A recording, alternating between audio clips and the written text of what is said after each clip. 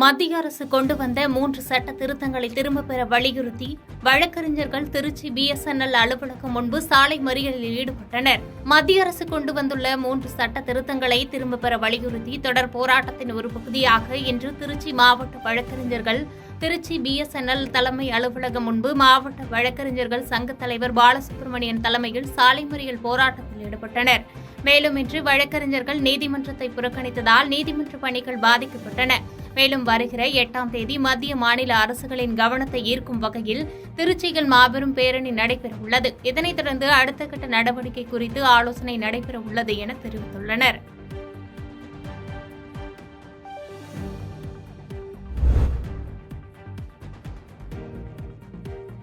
திருப்பூர் மாவட்ட கட்டட பொறியாளர்கள் சங்கம் சார்பாக கட்டிட கட்டுமான பொருட்களின் கண்காட்சி வருகின்ற 5ஆம் தேதி தொடங்க உள்ளதாக திருப்பூர் மாவட்ட கட்டட பொறியாளர்கள் சங்க தலைவர் செந்தில்குமார் தெரிவித்துள்ளார். தொடர்ந்து 3 நாட்கள் நடைபெறும் இந்த கண்காட்சியில் 150க்கும் மேற்பட்ட ஸ்டால்கள் அமைக்கப்பட உள்ளதாகவும் இந்த கட்டிட கட்டுமான பொருட்களின் கண்காட்சியை மாநில செய்தி மற்றும் தமிழ் வளர்ச்சித்துறை அமைச்சர் சாமிநாதன் துவக்கி வைக்க உள்ளதாக தெரிவித்தார்.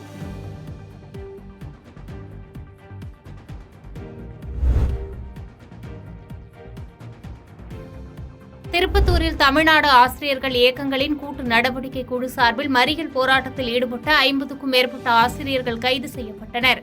திருப்பத்தூர் நகராட்சி அலுவலகம் முன்பு மாவட்ட தமிழ்நாடு ஆரம்பப்பள்ளி ஆசிரியர் கூட்டணி, தமிழ்நாடு தொடக்கப்பள்ளி ஆசிரியர் கூட்டணி, தமிழ்நாடு தொடக்கப்பள்ளி ஆசிரியர் மன்றம், தமிழக ஆசிரியர் கூட்டணி ஆகிய சங்கங்களின் கூட்டு நடவடிக்கை குழு சார்பில் மறியல் போராட்டம் நடைபெற்றது. டிட்டோ செக் ஒருங்கிணைப்பாளர்கள் திருநாவுக்கரசு, மேகநாதன், சரவணன் ஆகியோர் தலைமையில் நடைபெற்ற இந்த போராட்டத்திற்கு சிறப்பு அழைப்பாளராக தமிழ்நாடு ஆரம்பப்பள்ளி ஆசிரியர் கூட்டணியின் மாநில செயலாளர் ஞானசேகரன் கலந்து கொண்டு கண்டன உரையாற்றினார். இந்த போராட்டத்தில் தமிழக அரசின் புதிய அரசாணை 243 திரும்பப் பெற வேண்டும் உள்ளிட்ட கோரிக்கைகளை வலியுறுத்தி கண்டன கோஷங்கள் எழுப்பப்பட்டது.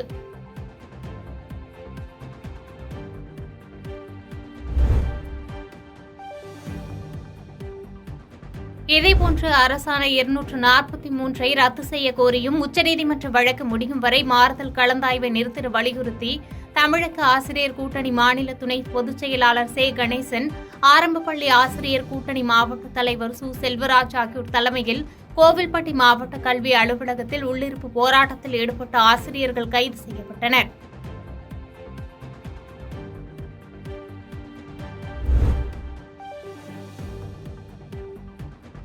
காஞ்சிபுரம் மாவட்ட தொடக்கப்பள்ளி ஆசிரியர் நடவடிக்கை கூட்டுக்குழு சங்கத்தின் சார்பில் மாவட்ட நிர்வாகி கதிரவன் தலைமையில் BDVS உயர்நிலைப்பள்ளி அருகில் கண்டன ஆர்ப்பாட்டம் நடைபெற்றது. இதனைத் தொடர்ந்து 150க்கும் மேற்பட்ட ஆசிரியர்கள், ஆசிரியைகள் பூக்கடை சத்திரம் சாலையில் திடீர் சாலை மறியலில் ஈடுபட்டனர். இதைத் தொடர்ந்து பாதுகாப்பிற்கு வந்த போலீசார் சாலை மறியலில் ஈடுபட்ட ஆசிரியர்களை கைது செய்து தனியார் திருமண மண்டபத்தில் அடைத்தனர்.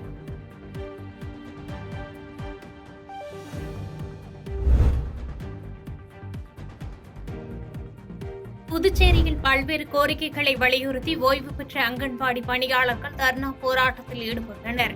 புதுச்சேரி மகளிர் மற்றும் குழந்தைகள் மேம்பாட்டுத் துறையில் அங்கன்வாடி ஊழியர்களாக பணியாற்றி ஓய்வு பெற்றவர்களுக்கு வழங்க வேண்டிய பணிக்கொடையை வழங்கக் கோரியும் 6வது ஊதிய பரிந்துரைப்படி அங்கன்வாடி உதவியாளர்களுக்கு வழங்கப்பட வேண்டிய 50% ஊதிய நிலுவைத் தொகையை வழங்கக் கோரி 50க்கும் மேற்பட்ட ஓய்வு பெற்ற அங்கன்வாடி ஊழியர்கள் சாரம் பகுதியில் உள்ள மகளிர் மற்றும் குழந்தைகள் மேம்பாட்டுத்துறை அலுவலகம் முன்பு தர்ணா போராட்டத்தில் ஈடுபட்டனர்.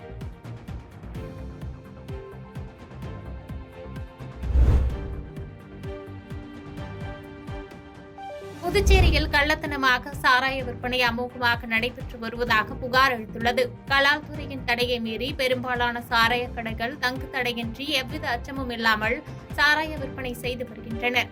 கலால் துறையின் அனுமதி இல்லாமல் சாராய விற்பனை புதுச்சேரி முழுவதும் அமோகமாக நடைபெற்று வருவதால் விஷ சாராயம் விநியோகிக்க வாய்ப்பிருப்பதால் இத்தகைய கடைகளை மூடி சீல் வைக்க வேண்டும் என கோரிக்கையும் எழுந்துள்ளது.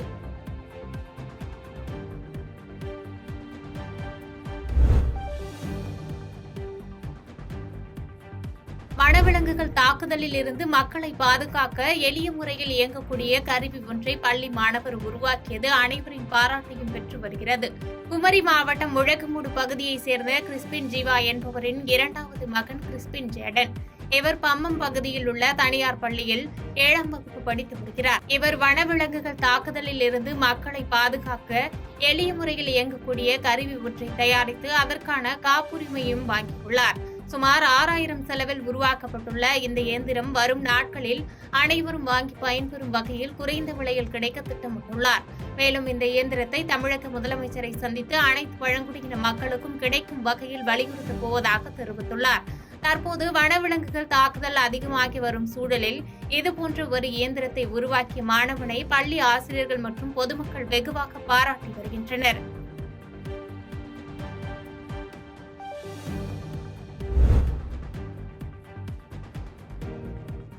பிளாஸ்டிக்கை ஒழிக்கும் விதமாக பொதுமக்களுக்கு மஞ்சப்பை வழங்கி விழிப்புணர்வு ஏற்படுத்தப்பட்டது. கன்னியாகுமரி மாவட்ட நிர்வாகம் மற்றும் மாவட்ட மாசு கட்டுப்பாட்டு வாரியம் சார்பில் சுசீந்திரம் தானுமாலை சுவாமி கோவில் நுழைவாயில் முன்பு பிளாஸ்டிக்கை ஒழிப்போம், சுற்றுச்சூழலுக்கு உகந்த மஞ்சள் பை துணிப்பை பயன்படுத்துவோம் என்ற விழிப்புணர்வு பலகையை மாவட்ட ஆட்சியர் ஸ்ரீதர் ரிப்பன் வெட்டி திறந்து வைத்தார். மேலும் பள்ளி மாணவனுடன் மஞ்சப்பை பயன்படுத்துவோம் என்ற உறுதிமொழியை எடுத்துக் கொண்டார். அதனைத் தொடர்ந்து மஞ்சப்பை அப்பகுதி மக்களுக்கு இலவசமாக வழங்கப்பட்டது.